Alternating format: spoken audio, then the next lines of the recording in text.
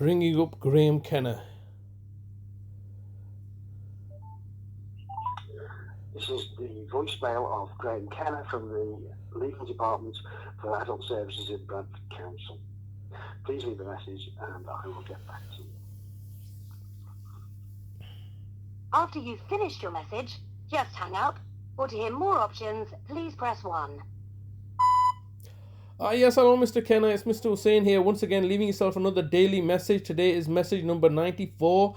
I've left here 93 previous messages from the 10th of October, every single day, asking you to engage with me and to let me know where my brother is and what kind of legal framework that you've used to abduct my brother in the manner that you have done so, and are now forcing him into a care home of your choosing, forcing him into taking medication that he has not consented to, and forcing him to basically reside in your services, so for the benefit of you to carry out a mental capacity assessment. I'm reminding myself that the final hearing had taken place in the county court case. Well, the reality is that my brother's been abducted for the benefit of your proxy agent, Manningham Housing Association, whom you had instructed to pursue litigation action against us. I remind myself, Mr. Kenna, that I had contacted you in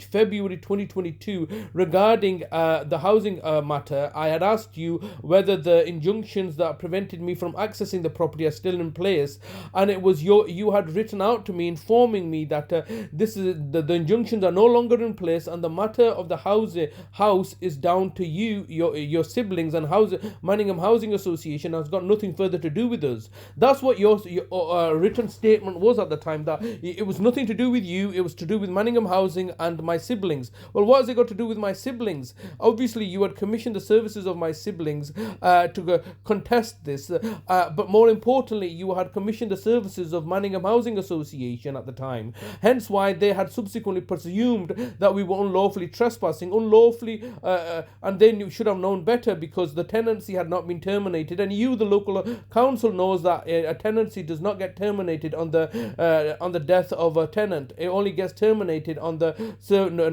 once a notice to quit has been served. So you knew all this as a landlord yourself, but yet you had looked to pursue this agenda then initially in February, March time, which was then later abandoned when I had to advise the courts and the claimant, the Manningham Housing Association, of this fact, and then only for you to later pursue it in June, July in 2022.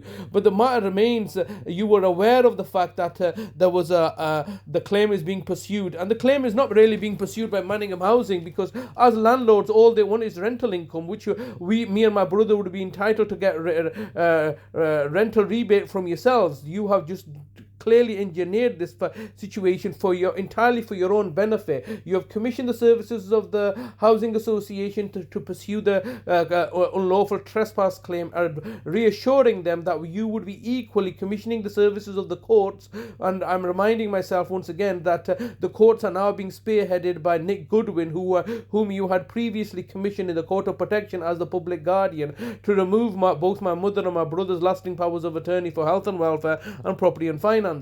Now all of a sudden, the matter is being pursued in the courts once again, now wrangling on for 2 years, and the bottom line is that once again you had commissioned out the services of the various district judges and now circuit judge.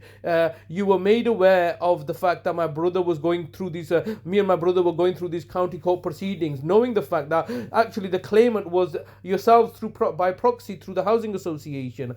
And then hence why when I had asked Mr.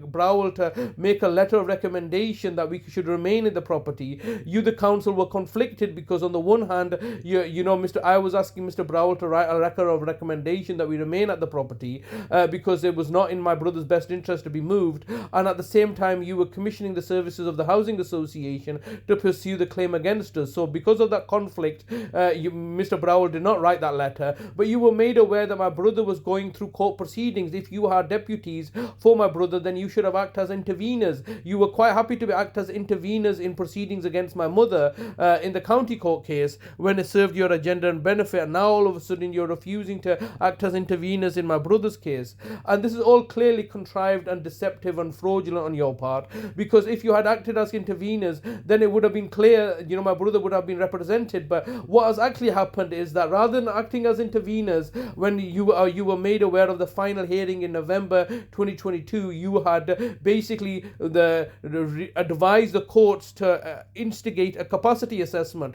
Why would the housing association pay over £1,000 to do a capacity assessment for your benefit when you had clearly failed to achieve this capacity assessment in the proceedings that were being brought in the county court in the court of protection matter? This is all clearly contrived, Mr. Kenna. You must know this is a contrivance. You are forcing through a capacity assessment to retrospectively justify your subsequent actions of arresting me, having me sent to jail, having all our money taken away, having me further arrested now recently in August and last year, and then subsequently taking my brother forcibly into your care and custody. Unprecedented, Mr. Kenna. I urge you to contact me to let me know what legal framework you've used to take my brother. Thank you very much.